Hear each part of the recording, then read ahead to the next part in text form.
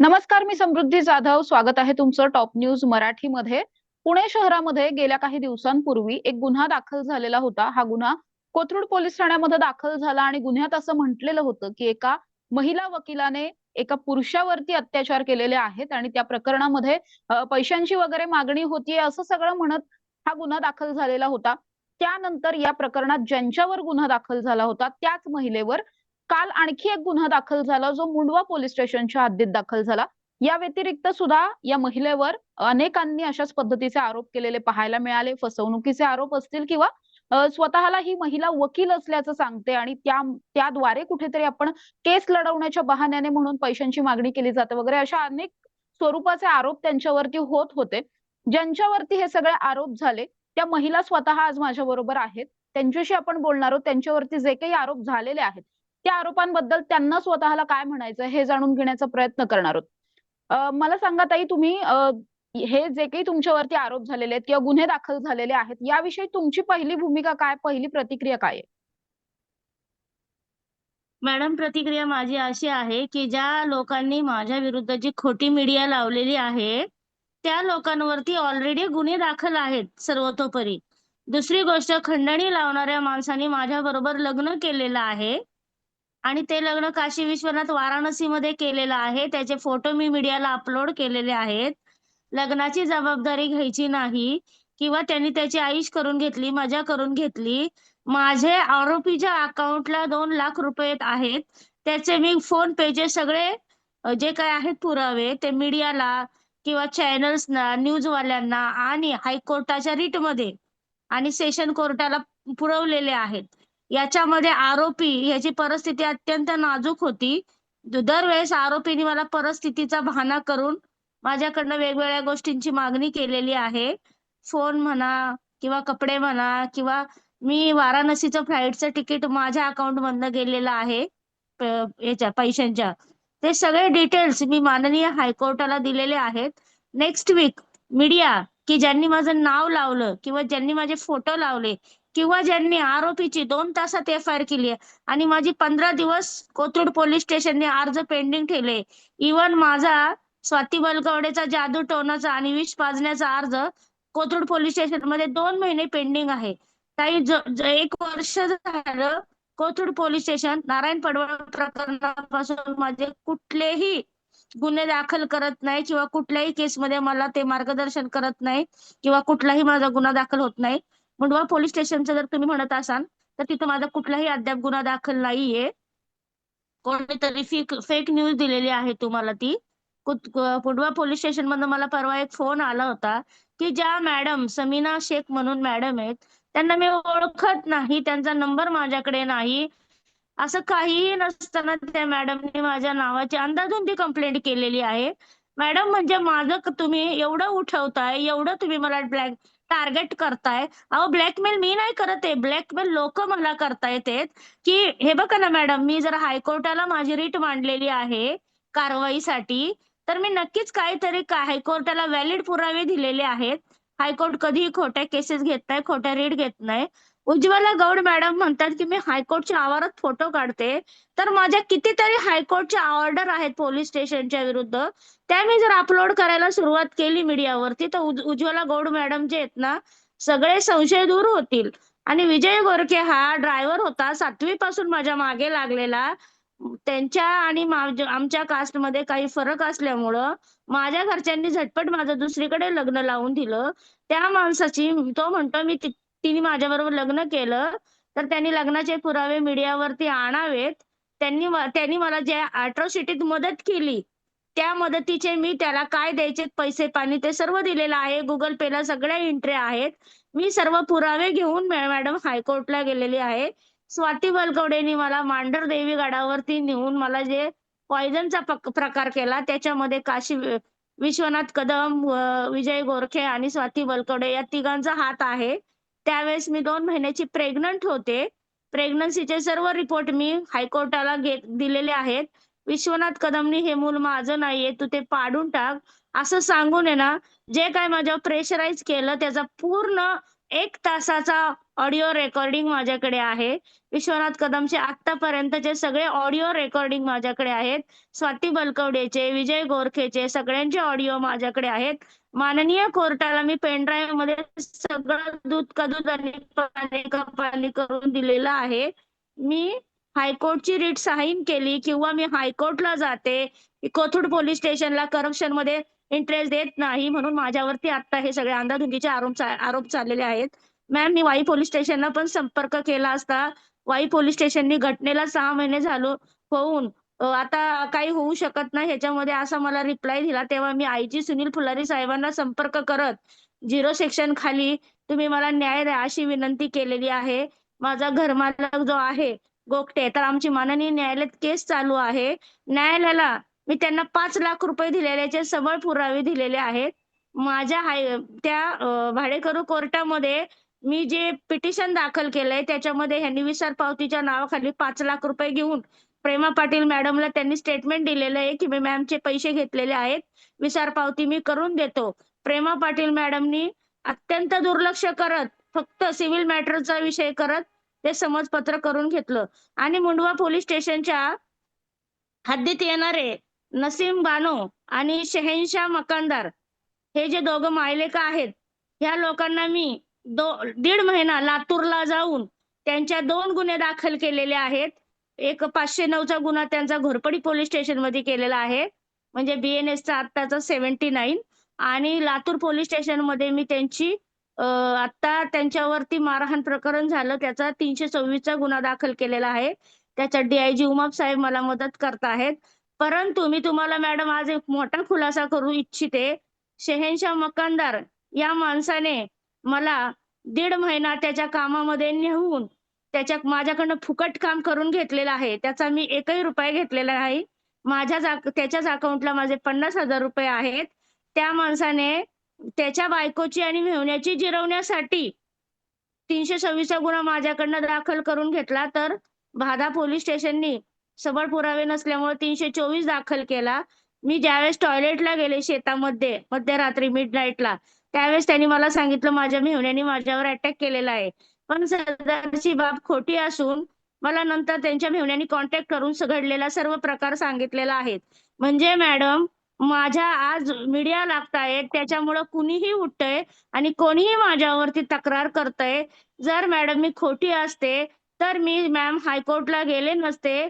Next weak high court जी म्हणजे कारवाई तुम्हाला करणार आहे. तुम्हाला असं म्हणायचंय की तुमच्यावरती जेवढे आतापर्यंत गुन्हे दाखल झालेले तुमच्या विरोधात हे सगळे गुन्हे खोटे आहेत का मग? हो मॅम, हे सगळे गुन्हे माझे खोटे आहेत. त्यांचे सगळे गुन्हे खोटे आहेत मॅम ते. आणि मॅम ह्याच्यामध्ये कोथरूड पोलीस स्टेशननी जी माझी अॅट्रॉसिटीची रिट लावली, तर सदर महिला आशा आवळे म्हणून मराठा समाजाची आहे. मी RTI खाली पण काही कागदपत्र मागवलेले आहेत.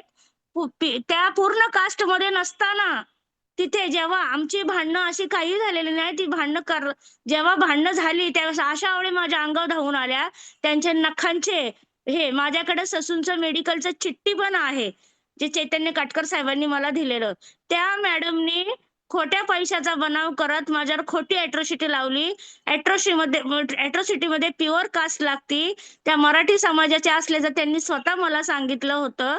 त्या मॅडमनी जशी माझ्यावर अॅट्रॉसिटी दाखल केली, तिथपासून कोथरूड पोलीस स्टेशन माझ्यावर नुसते गुन्हे दाखल करायला सुरुवात करतंय. मॅडम, मला एकच विचारायचंय, मी असं कोथरूड पोलीस स्टेशनचं काय घोडं मारलंय, की माझ्यावरती खोट्यावर खोटे, खोट्यावर खोटे, खोट्यावर खोटे गुन्हे दाखल करत चाललेले आहेत पण जे सगळीकडे. तुम्ही आता कोथरूड पोलीस स्टेशन बाबत बोललात की कोथरूड पोलीस स्टेशन तुमच्यावर खोटे गुन्हे दाखल करतायत, दुसरीकडे जे या सगळ्यातले पीडित आहेत ज्यांनी तुमच्या विरोधात गुन्हे दाखल केले त्यांचंही असंच म्हणणं आहे की कोथरूड पोलिसांची तुम्हाला साथ आहे म्हणून तुम्ही त्यांच्या विरोधात गुन्हे दाखल करता. सर, मॅम सॉरी, जर कोथरूड पोलीस स्टेशनची मला साथ असते तर त्यांनी विश्वनाथ कदमला कोल्हापूरवरून स्टेटमेंटला बोलून घेऊन 2 तासामध्ये नवरा बायकोंच्या नादात खंडणी कशी काय दाखल केली? मला टॉर्चर करण्यासाठी खंडणी दाखल करतायत का ते? आणि दुसरी म्हणजे गोष्ट मॅडम थोडक्यात ह्याच्यामध्ये हा, बोला. मला मला म्हणायचंय मॅडम मॅडम माझी बाजू क्लिअर आहे, सत्याची आहे. मी कधीही कुठल्या पुरुषाकडनं रुपया घेतलेला नाही. मी जे काम करते त्याची मी रीतसर ऑनलाईन फी घेते. भारत सरकारला त्याचा मी इन्कम टॅक्स भरते. कोथरूड पोलीस स्टेशनला मी कधी ₹1 देत नाहीये. मी माझं काम सत्याचं आहे. एक दिवस जगाच्या समोर सत्य येणार आहे. मी या खोट्या बनावाला घाबरत नाही. केवळ मी अटक व्हावी, माझ्यावर कारवाई व्हावी आणि ह्यांचे मनसुबे आहेत ना फलित व्हावेत. तर मॅडम जर पीडितांनी एवढ्या माझ्या विरुद्ध हे केलेलं आहे, तर आत्ता मी 2013 पासून सोशल वर्क करते. आज जवळ-जवळ 12-13 वर्ष झालं. माझ्यात एक तरी फ्रॉडचा गुन्हा दाखल असलेला तुम्ही माझा कागद दाखवा आणि कोथरूड पोलीस स्टेशनने जे केलेलं आहे ना, ते फ्रॉड गुन्हे केलेले आहेत. माननीय उच्च न्यायालयात त्याची रीट चालू आहे. त्याच्यामध्ये कोथरूडला 29 एप्रिल रोजी माननीय हायकोर्टाने नोटीस इश्यू केलेली आहे. त्याच्यामध्ये सिनियर पी-आय पार्टी आहेत. आशा आवळे सुद्धा पार्टी आहेत. सदर केस आता टेकन ऑन बोर्ड घ्यायला मी लावलेली आहे.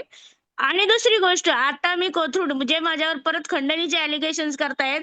तर मी माननीय कोर्टाला एवढं सुद्धा सांगितलंय, जर पीडित व्यक्ती म्हणते गुंगीचं औषध देऊन मी जर त्याच्यावरती अत्याचार केला, तर पीडित व्यक्ती 46 वर्षाची आहे. पीडित व्यक्तीचे सगळे पुरावे माझ्याकडे आहेत. पीडित व्यक्ती माझ्या घरी आलेली आहे. त्यांनी मला त्यांच्या पूर्ण फॅमिलीमध्ये फिरवलेलं आहे. पूर्ण फॅमिलीमध्ये माझ्या एजंटला किंवा माझ्या आणि दुसऱ्या नातेवाईकांना बायको म्हणून मला मिरवलेलं आहे. आता पीडित व्यक्ती गर्भपाताचा गुन्हा आणि दुसरी गोष्ट बलात्काराचा गुन्हा दाखल होऊ नये म्हणून त्यांनी मला या जाळ्यामध्ये अडकवलेलं आहे. मग मॅडम मी जर खोटी असते, तर आज मी हायकोर्टला का आले असते? मी हायकोर्टला हे सर्व का दिलं असतं? पहिली पण माझी रीट सँक्शन झालेली आहे खोट्या अॅट्रॉसिटीमध्ये. हायकोर्ट खोट्या रीट सँक्शन करत नाही. माननीय काय म्हणतात ना, कोथरूड सिनियर पी-आय आणि डी-सी-पी संभाजी कदम साहेबांना माझी कळकळीची विनंती आहे, की तुम्ही लोकांचं ऐकू नका, तपास करा. तपासामध्ये मी कोणाला खंडणी मागितली, काय खंडणी मागितली, कुठे मागितली, ऑडिओ, व्हिडिओ रेकॉर्डिंग विश्वनाथ कदमनी जे मला ₹10,000 पाठवले, तर त्यांचंच मूल ज्यावेळेस पाडलं सह्याद्रीमध्ये त्यावेळेस त्यांनी मला ती दवाखान्याला मदत केलेली आहे. याच्यामध्ये स्वाती बलकवडे यांनी हस्तक्षेप करून त्याच्यामध्ये विश्वनाथ कदम आणि विजय गोरखेला साथ देऊन माझ्यावरती खोटे-नाटे ॲलिगेशन सुरू केलेले आहेत. स्वाती बलकवडेंचं पण मी सगळं आता भांडं काढलेलं आहे. ₹1,18,00,000 फ्रॉड मी माननीय हायकोर्टाला दिलेला आहे. ह्या बाईवरती 17 वर्षाच्या मुलीला किडनॅप करून तिच्या आईकडनं 5 तोळं सोनं घेतल्याची ट्रान्सफर ऑफ इन्व्हेस्टिगेशन रीट मी मांडलेली आहे कोर्टाला. उद्या रीटमध्ये सह्या आहेत एक त्याच्यामध्ये. मिनिट मॅडम, तुम्ही हां. मला हे सांगा, सगळ्यात महत्वाचा तुमचं नाव जिथून चर्चेत आलं होतं खरं तर तो कोथरूडचा गुन्हा होता, ज्या गुन्ह्यात असं म्हटलं होतं की तुम्ही एका पुरुषावरती अत्याचार केलेत. त्या पुरुषाचं हं. असं म्हणणं होतं की तुम्ही भाऊ म्हणून त्यांना घरी बोलावलं आणि तुम्ही त्यांच्यावरती अत्याचार केले. आता तुम्ही म्हणताय की तुमचं त्यांच्याबरोबर लग्न झालंय. मग तुमचं आणि हो. त्यांचं कायदेशीर लग्न झालेलं आहे? मॅडम तो कायदेशीर लग्न करण्याच्या हेतूनेच मला वाराणसीला घेऊन गेला. त्यांनी तिथं मंदिरात लग्न केलं आणि जेव्हा रजिस्ट्रेशनची गोष्ट आली लग्नाच्या, त्यावेळेस ह्या हं. माणसाने माझ्या संग 8 महिने टोटल कॉन्टॅक्ट बंद ठेवला मॅडम. रजिस्टर लग्नासाठी मी त्याच्याकडं पण तो काय म्हणाला, "माझी मिसेस खूप आजारी आहे, ती वारल्यानंतर मी सगळ्या समाजासमोर तुला बायको म्हणून अधिकार देणार आहे." तर खरा रेप आहे ना माझ्यावर त्यानेच केलेला आहे. चंदगडचं बार हॉटेल आहे, तिथे त्यांनी पहिला असॉल्ट केलेला आहे. त्यांनी सेकंड असॉल्ट गडहिंग्लजमध्ये केलेला आहे आणि थर्ड असॉल्ट त्यांनी माझ्या घरात केलेला आहे आणि बाकीचे 8 दिवस वाराणसीमध्ये त्यांनी माझ्याशी जे शरीर संबंध केले. मी अयोध्येच्या देवस्थानच्या हॉस्पिटलमध्ये पण मी ॲडमिट होते. त्यावेळेस पण त्या माणसाने माझ्या खाण्यामध्ये काहीतरी घालून मी तिथेही ॲडमिट होते. तिथेही मला उलटी जुलाब झाले. तिथेही त्याने मला पॉइझनिंगचा प्रकार केला आणि नंतर स्वाती बलकवडेला हाताशी धरून पुन्हा माझ्याबरोबर पॉइझनिंगचा प्रकार केला. हा माणूस, ही स्वाती बलकवडे, हे विजय गोरखे मला जिवंत मारण्याचे वारंवार प्रयत्न करत आहे.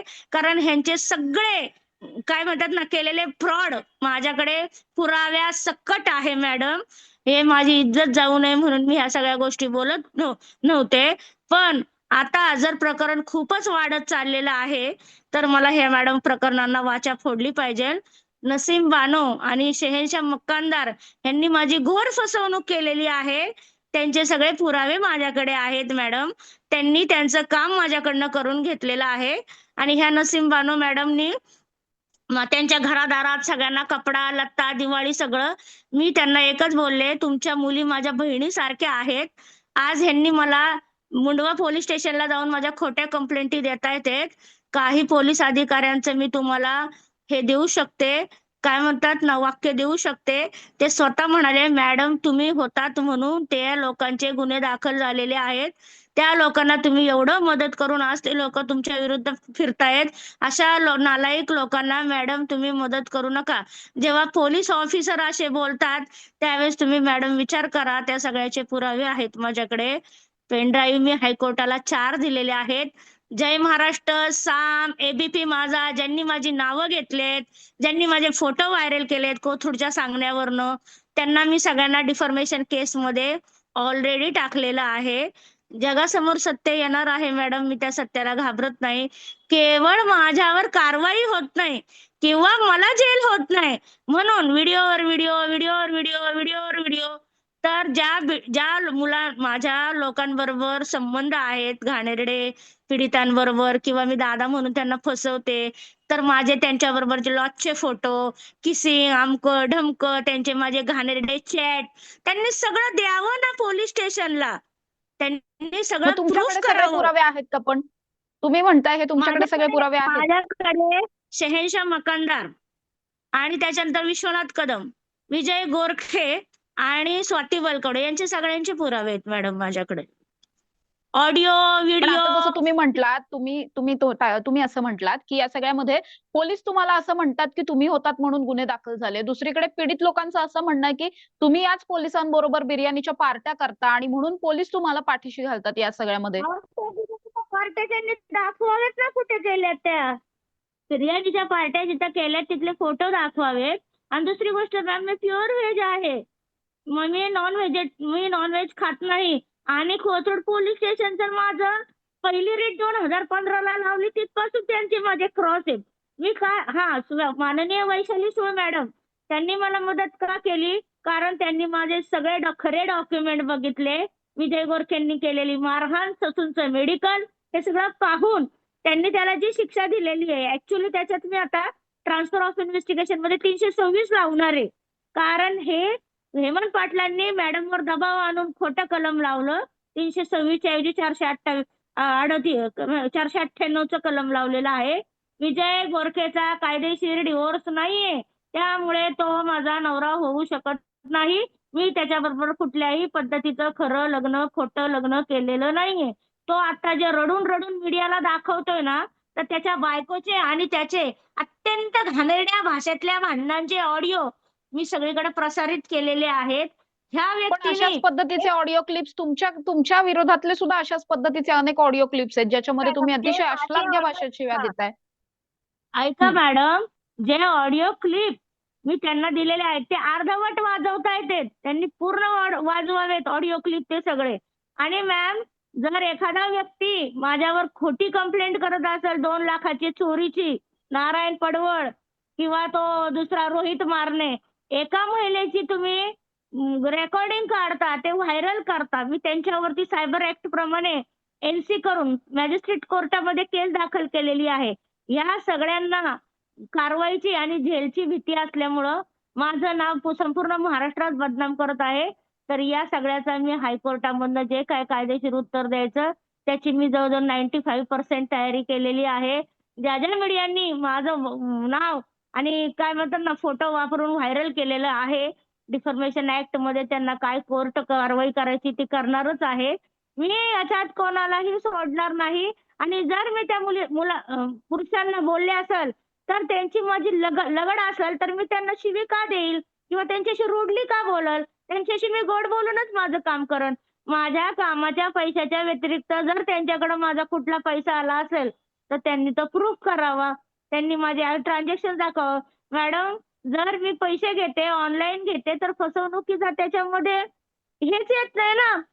मला जर त्यांना फसवायचं असेल मी कॅश मध्ये घेतले असते.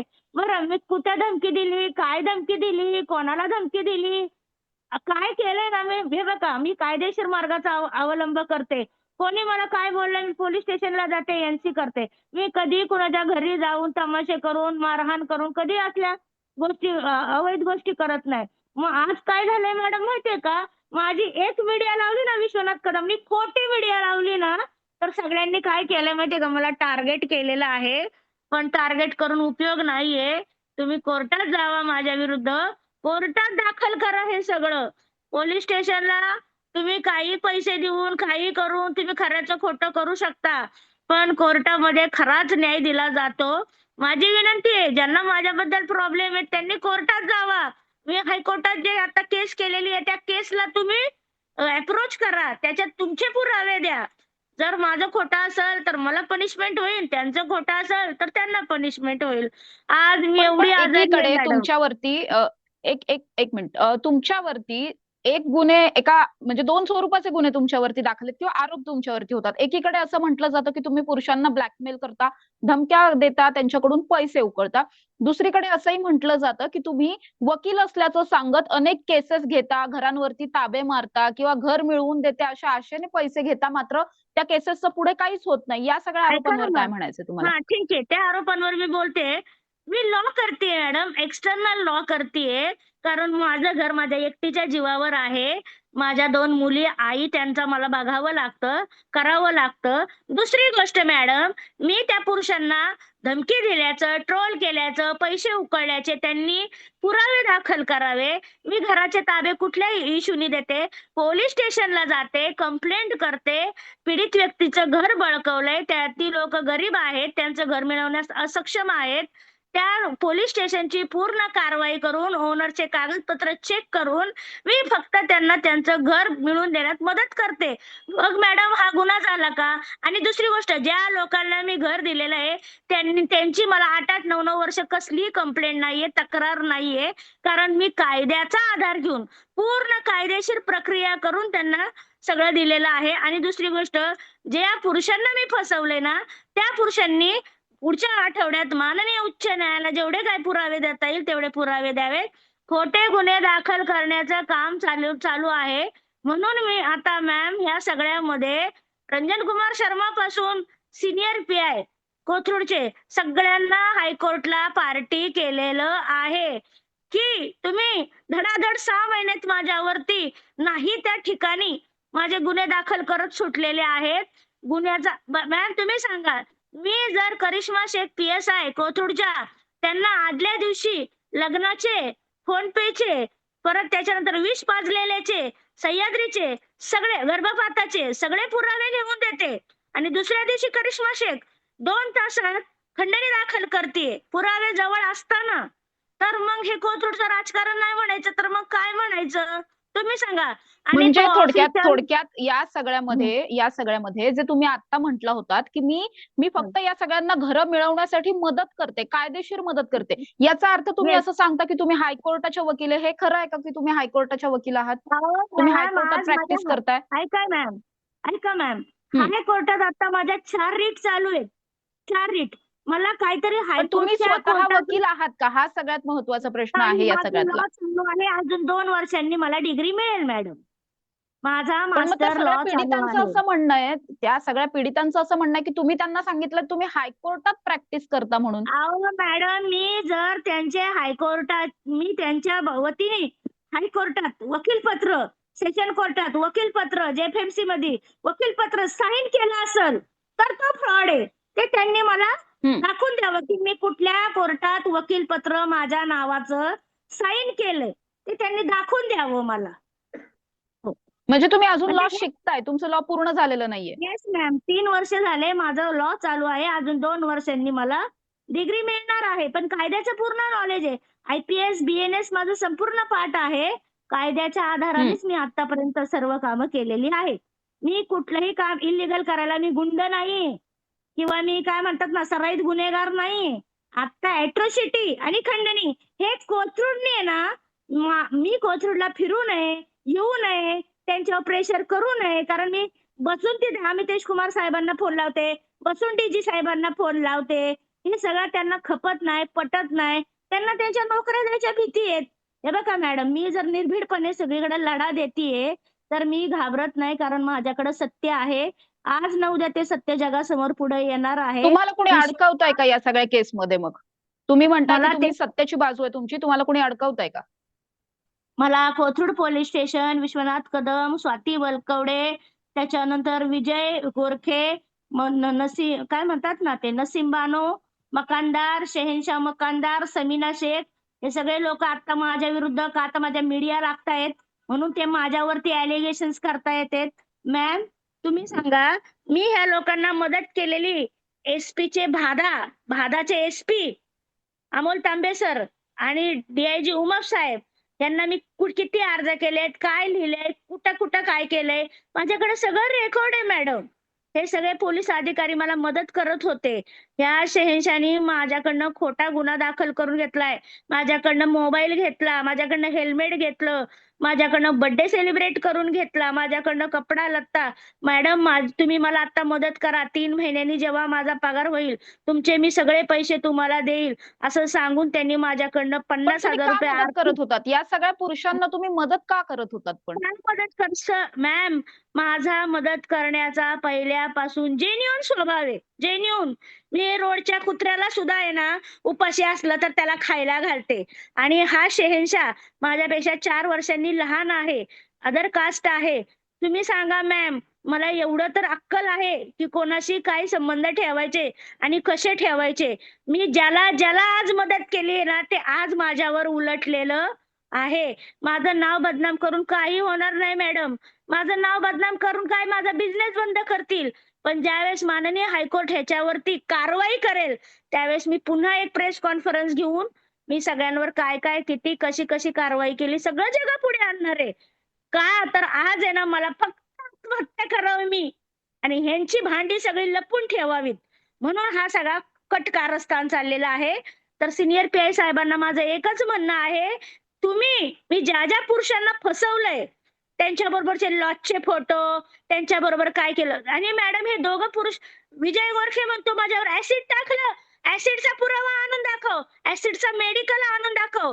विश्वनाथ कदमने जे मी गुंगीचं औषध टाकलं ना, कुठून आणलं, काय आणलं, मेडिकल स्टोअरचे पुरावे, परत त्याच्या शरीरामध्ये ते गुंगीचं औषध असल्याचे मेडिकल रिपोर्ट ससूनचे आणून द्यावेत त्यांनी मला सगळ्यांनी. मी त्यांना कुठं काय खायला घातलं, प्यायला घातलं, सगळं करावं. ह्या विश्वनाथ कदमनी मला 2 लाख रुपयाला गंडा घातलेला आहे.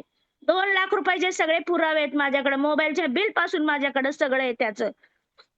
आणि राहिला प्रश्न शहेनशाह मकंदार, त्याचं माझं काहीही नातं नाही. ऍज अ क्लायंट म्हणून मी त्याला मदत केलेली आहे. परंतु त्याच्या आईनी एवढं माझ्या नावाचं नावडं केलं. मी कोथरूड पोलीस स्टेशनला त्या मॅडमचा अर्ज पण दिलेला होता. करिश्मा शेख मॅडमला मी सांगितलं, जाऊ दे वयस्कर आजी आहेत, त्या रागाच्या भरात बोलल्या असतील, मला त्यांच्याबद्दल काही तक्रार नाहीये. म्हणजे मॅडम माझा अर्ज काढून घेतला आणि आता भाडेकरीला पुढे करून माझ्यावर खोटी कंप्लेंट करतायत. त्या दिवशी मी पत्रकारांसोबत होते. मी फक्त पोलिसांना म्हणलं मी पत्रकारांसोबत आहे. माझी लगेच एनसी कॅन्सल केली का मॅम? म्हणजे तुम्ही काय करताय? ही मॅडम आहे ना कुठंतरी आहे ना खोट्या केसमध्ये अडकून आहे ना हिचं अस्तित्व संपवायचं. एवढाच आता सगळ्यांचा बनाव चाललेला आहे. मी सक्षम आहे. मी घाबरणार नाही. मी लढणार. माझी सत्याची बाजू आहे. मी हे सगळं सत्य जगासमोर आणणार. माननीय न्यायालयाने डीसीपी संभाजी कदम आणि सिनियर पीआय देशमाने साहेबांना सस्पेंड करावं अशा स्वरूपाची मी रीट दाखल केलेली आहे. आणि त्याच्यामध्ये त्यांनी जे काय माझ्याबद्दल घाणेरडे प्रकार केलेले आहेत, ते कोर्टामध्ये सगळं मांडलेलं आहे. मॅडम, तुम्ही खोट्या गुन्ह्यामध्ये मला नक्कीच त्रास नक्कीच देता. नक्कीच नक्कीच तुमच्यावरती जे काही गुन्हे आता सगळ्यामध्ये दाखल आहेत, तुम्ही तुमची बाजू कोर्टात मांडणार आहात. खर तर या सगळ्या मांडली प्रकरणामध्ये आहे कोर्टात मॅडम, नेमकं काय होतंय? मांडली आहे. नक्कीच. मी हम्म, मागच्या हम्म, मागच्या नक्कीच आठवड्यापासून तुमची जी काही हायकोर्टात बाजू चक्रा असेल, मारतीये. तुम्ही तुमची मुळात तुमची बाजू सुद्धा जाणून घेणं गरजेचं होतं. त्यामुळे आम्ही तुमच्यापर्यंत पोहोचलेलो होतो. तुम्ही सुद्धा तुमची बाजू या सगळ्यातली मांडलेली आहे. जशी इतर तुमच्यावरती ज्यांनी आरोप केले त्यांनी त्यांची बाजू मांडली, त्या पद्धतीने आम्ही तुमची बाजू समजून घेण्याचा प्रयत्न केला. मात्र आता या सगळ्यामध्ये कोण किती खरं आहे, कोणाच्या खरंच कुणी कुणावरती अत्याचार केले, कुणी कुणाकडून पैसे घेतले, हे सगळं जे काही आहे ते कोर्टात ठरणार आहे. कोर्ट या सगळ्यावरती काय निर्णय देतं हो. हे पाहणं मग मॅम महत्वाचं मला काय असणार आहे. या म्हणायचंय, सगळ्यावरती ऐका ना मॅडम, हम्म, ऐका मॅडम, हम्म, त्यांच्या बाजू खऱ्या आहेत ना, मी मीडियावर हम्म. पुरावे घेऊन गेलीये परवा. मग ह्यांनी सुद्धा माझे पुरावे न्यावेत ना मीडियावरती. मी जर त्यांना बरोबर काय बरोबर. गुंगीचं औषध हम्म, पुरावे घेऊन बोलावं. मी कागद घेऊन बोललेली आहे. एक अख्खी 70-80 कागदांची फाईल आहे माझ्याकडे आणि मी तुम्हाला अजूनही अभिमानाने सांगते, विश्वनाथ कदम यांनी माझ्याबरोबर लग्न केलेलं आहे. मी त्यांची पत्नी आहे. पती पत्नीत खंडणी होत नाही, हेच मी उच्च न्यायालयाला मांडलेलं आहे. विश्वनाथ कदम त्यांच्या बायकोपासून त्यांचं कॅरेक्टर सेफ ठेवण्यासाठी आणि मला बदनाम करण्यासाठी त्यांनी जो काय हा कट रचलेला आहे, लवकरच तो त्यांचा कट आहे ना त्यांच्यावरती उलटणार आहे या सगळ्यामध्ये. आणि विजय गोरखे तर एक नंबरचा अत्यंत नीच, नालायक आणि खोटारडा माणूस आहे. त्याच्या बायकोचे आणि त्याचे ऑडिओ काल मी स्टेटसला टाकून लोकांना रिॲलिटी दाखवलेली आहे. त्यांनी त्याची बायको सोडून दिली होती 1 वर्ष. ह्या माणसाचं खाणं-पिणं मी पाहिलेलं आहे. का तर तो माझ्या गाडीवर ड्रायव्हर म्हणून काम करत होता. मॅम जर मी हाय प्रोफाईलमध्ये जर एज्युकेशन करते, तर मी ड्रायव्हरशी लग्न करू शकत नाही. मी माझ्या प्रोफाईल प्रमाणेच माणूस बघणार आणि हे सगळं रान पेटवणारी स्वाती बलकवडे आहे. आणि आशा आवळे मॅडमला एकच विनंती आहे, तुम्ही हायकोर्टला पार्टी आहात. तुम्ही माझ्याबद्दल कुठं काय बदनामी केली, तर मी हायकोर्टला तुमच्यावर सीरियस ॲलिगेशन लावेल आणि तुमची रीट तर कॅन्सल होणार हे मला पण माहिती आहे. पण आहे ना ह्याच्यामध्ये मी तुमच्यावरती आणि दुसरी कारवाई करेल. का तर त्या सुद्धा बरं आता प्रत्येक आता गल्ली ज्या काही ठिकाणी तुम्ही जाऊन माझे आता फोटो तुम्ही जे दाखवतायत. काही हायकोर्टात नाही नाही हायकोर्टात आता तुम्ही जे काही रीट वगैरे दाखल केल्या, तुम्ही स्वतः बाजू मांडणार आहात का तुमची? नाही, नाही. माझे वकील आहेत. त्यांनी मांडलेली आहे ती बाजू सगळी माझी. मॅम सगळं तुमच्या जे काय आहे सत्य नेक्स्ट वीकमध्ये समोर येईल मॅडम ते. सगळं सत्य येईल नेक्स्ट वीकमध्ये. सगळं बाहेर येईल. कारण एबीपी माझानी जे माझे फोटो लावून हं. माझी बदनामी केली ना, साम मराठी, तर हे खूप चुकीचं आहे. कायद्याने एखाद्या लेडीचं नाव घेणं किंवा चेहरा दाखवणं खूप अत्यंत नीच गोष्ट आहे. ती त्यांनी त्यांच्या प्रसिद्धीसाठी काय म्हणतात ना, त्यांचे टेरो कार्ड वाढावेत म्हणून त्यांनी जे काही केलेलं आहे ना, तर त्यांनाही मी कायदेशीर भाषेत उत्तर दिलेलं आहे. लवकरच त्यांच्यावरही कारवाई होईल.